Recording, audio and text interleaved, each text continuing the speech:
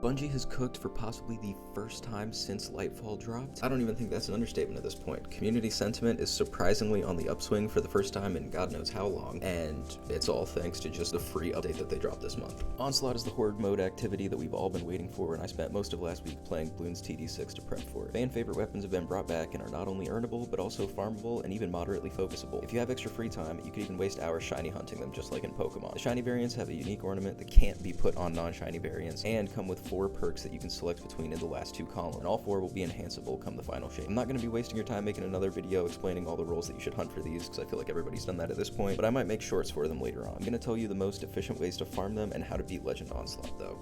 Oh yeah, wait, before I start this, I didn't even realize this until after. I hit 1,500 subs, so thanks. Does this mean I can start asking for people to subscribe before I actually, start talking about anything relevant in the video? Who knows, probably not. So the fastest way to farm Brave Arsenal weapons is Legend Onslaught, but not the whole thing. After killing the first boss, you get 2 chests and then just simply reset before the difficulty increases, since you get the same rewards all the way up to the final boss at the end, where you just get a 3rd chest for beating the 5th boss in Legend Onslaught.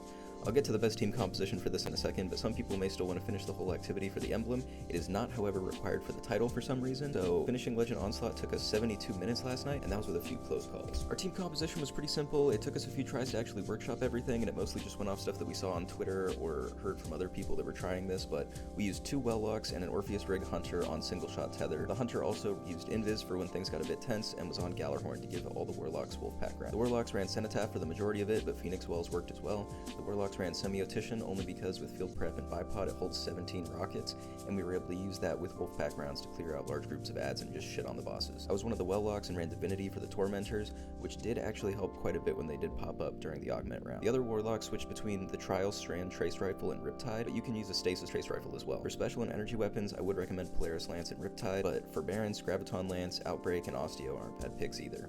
The fragments we used on Welllock were Ember of Ashes, Ember of Char, Ember of Solace, and Ember of Eruption, and for artifact mods we went with Kindling Trigger, Flint Striker, Heart of the Flame, Wished into Being, Revitalizing Blast, and Rays of Precision. If you guys have someone running Riptide though, it wouldn't hurt to have a Pillar of Ice and Hail the Storm to help a bit with ad clear. Argent Ordnance is another good one that you could be using, but it's not necessary. Now, for the boss fights, most of these are pretty easy. You can just drop a well on the middle platform and just beam the boss, especially if you have 2 of them, but some of those ogres will push up on you, and there's some bosses that are just annoying, and you don't really want to get caught with your pants down out in the open if you run out of ammo. We went and hid in this little spot for most of the boss fight. Now the Shrieker, you don't have to worry about though, because that thing fall over if you breathe on it with 15 seconds left on your first well. It's not that difficult.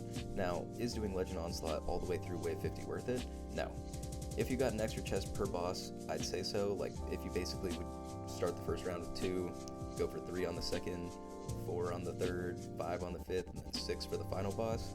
But now, it's not worth it. I mean, maybe getting a shiny variant from one of the 3 chests at the end would be nice, but even then, it took us 72 minutes to get there.